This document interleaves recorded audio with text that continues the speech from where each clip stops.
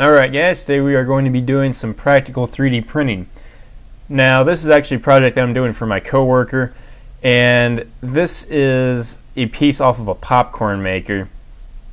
I believe that it holds the door on or something along those lines, but anyway, this broke. He moved recently and the popcorn maker got jostled around apparently, and then this thing ended up breaking. But these little pieces are kind of supposed to go on here, and then there are screws that get tapped into these. So basically the idea is to replicate this with a 3D printer.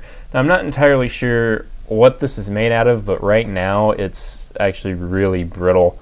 I cracked it just by doing that, so it's no wonder that it broke. I'm guessing it's some form of nylon or something along those lines, where it maybe absorbed water over the years and it became brittle because of that. But anyway, I'm thinking when I go to 3D print this, I'm going to use ABS, because that should be a little bit more flexible than PLA, and that should allow the screws to bite in without having any major issues with the plastic cracking or anything like that. And it looks like it should have enough thickness to the point where I'm not going to have to worry about whether or not the plastic is going to break. I might have to drill it out so that the screw fits into it right, but it should be plenty thick enough to the point where it'll be able to accept the screw and the threads. So anyway, we're going to go ahead and jump into Fusion 360, and we are going to start modeling this thing. And I think for this, a good place to start is going to be to draw just a rectangle, and we're going to make it the size of the entire thing here. So we're 1.086 or so, looks like. Yeah, we'll go, say 1.087 for the total length on that. And then width-wise, we are going to have, looks like 0.458 or so, so we'll just go ahead and put that in there. Oops, 0.458. And that is our base rectangle. So now the tricky part of this is going to be figuring out the distance from the center of this hole to the outside edge of this rounded part. So we might just have to kind of guesstimate it. Of course, we are dealing with 3D printing. The tolerances aren't going to be great anyway. But if I put the calipers there, we're looking at about 0.26, and if I do it on the other side, it should be the same. It might actually be right at 1/4 of an inch. It's kind of hard to judge with stuff like this. Alright, so I looked at the measurements a little bit more and kind of eyeballed it a bit. And I think I'm just going to go with 1/4 of an inch because that looked like the closest. So I'm just going to come from the center point of that line, and we're going to come out by 0.25. And then we're going to draw a circle. Now if we measure the inside of the circle here, we're going to get 0.85 or so. I'm going to say that probably needs to be around 0.1 or maybe even more than that, because usually when you're talking about measuring stuff with calipers this small, you just can't really get the you just really can't get them in there that well. So I'm going to say it's probably at least going to need to be 0.1. Also, the tolerance on the 3D printer is going to dictate that needs to be a bit bigger as well, because of course we have to have threads that bite into it, and it's going to be really tight if not. But we're going to try 0.1. We're going to see what that does. And then this outside circle is going to be about 0.225, it looks like. So that should give it plenty of meat to kind of, hold the screw. So that's 0.225. We're just going to leave that like so. And then I'm going to come in here and find the center point of this, go across it like so. And then I'm going to create, I'm going to go to sketch and then mirror, and we're going to select these two circles, and then the mirror line will be this one, and then we don't have to do that again. And now what we're going to do is start extruding everything. So I'm just going to start by selecting all of these, and I'm going to go negative and then whatever the thickness of this is, probably like 0.1-ish, maybe even thinner than that. This is only 0.063. We're going to call it 0.07, I think. Really thin part. So 0.07. Hit enter on that. I'm going to display that sketch again. And then we're going to hit E for extrude. Click on these two, and we'll figure out roughly the height of these broken pieces. So about 0.15 exactly, looks like. So we're going to go up by 0.15, so this will be positive, just like so. And I'll hide that sketch because we don't need it anymore. And I'm going to fill up all of the corners of this so that we can have the nice rounded off rectangle look, which is what this has. So I'm just going to go right up until those touch or almost touch, and that should be just fine there. Also, just to, I don't know how well this is going to print, but we're going to try it. I'm going to put a fillet here, and that'll make it pretty much just like the original part was. And because this will add strength, we're going to put just a little bit of a fillet on this. I don't want to put much on that because it might screw with the dimensions of this part, and it might make it so that it won't fit properly. But that does help with the strength a little bit, having a fillet on that. I'm going to come in here and chamfer these edges just a hair. Should make it a little bit easier to print and also a little bit easier to install. Don't want to do too much to that. Printer probably doesn't really even have enough detail to show a lot of this stuff, but we're going to do it anyway. And then I'm also going to do that to the insides of these. And that should make the screw a little bit easier to get in.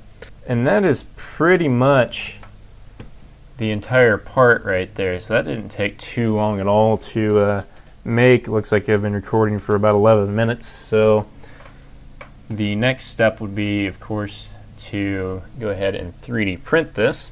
And we'll take this and rotate it by 90 degrees like so. And I'm going to go ahead and put it, I'll put it on this corner, I think. Should be fine there. Maybe in this area somewhere, doesn't really matter that much.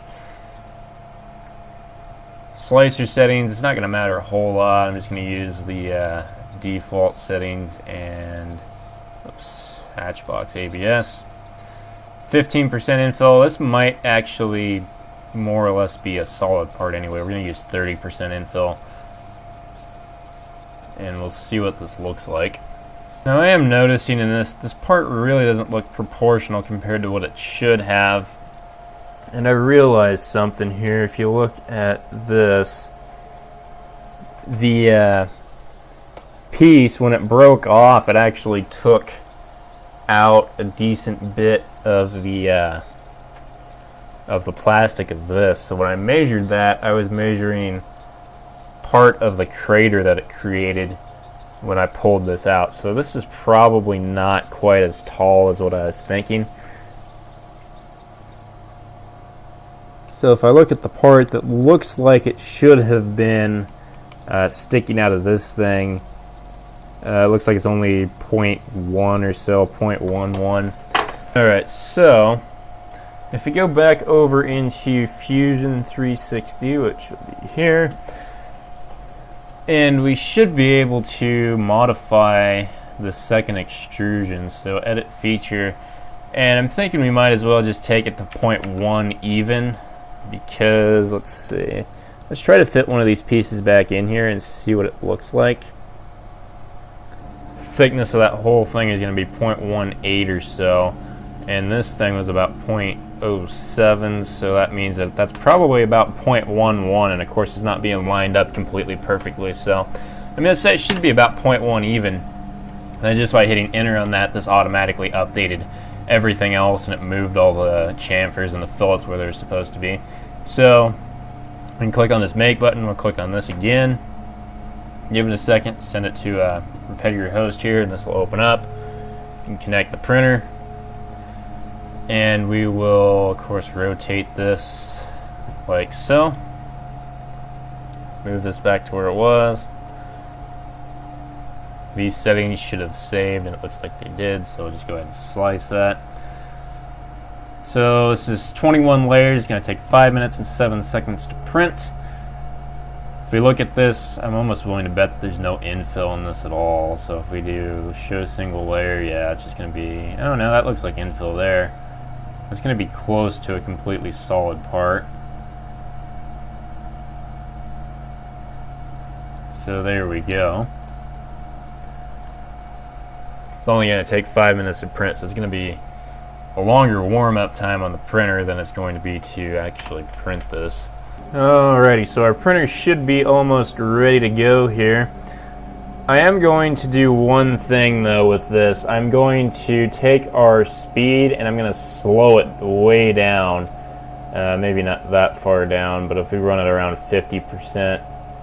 And the reason why I'm going to slow it down is because with ABS you don't use a cooling fan most of the time. And of course I don't have it set up to use a cooling fan. And with making a part this small, it's going to try to make a really gooey mess out of it, and it's not going to print it very well unless you go slower or you enable the cooling fan. So anyhow, we're going to go ahead and let's see, we're almost up to temperature, so we'll go ahead and start that print and see what we end up with. So this thing should just pop to life here real soon. You got to get up by about another degree on the bed, and the nozzle is going to heat up some more, and then it is going to print, and we have roughly an 11-minute print, looks like.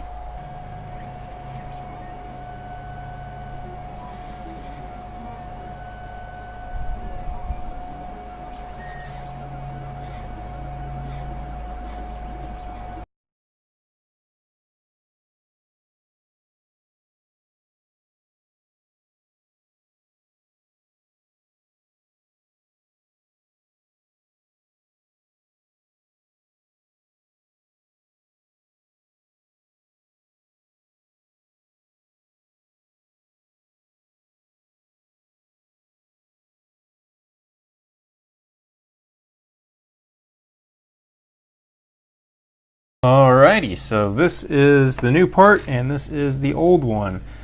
Let's see if we can compare these a little bit and kind of get an idea as to how well everything lines up. Actually, that looks like it lines up almost perfectly. Let's see if you can see that there. If I line the holes up, there we go.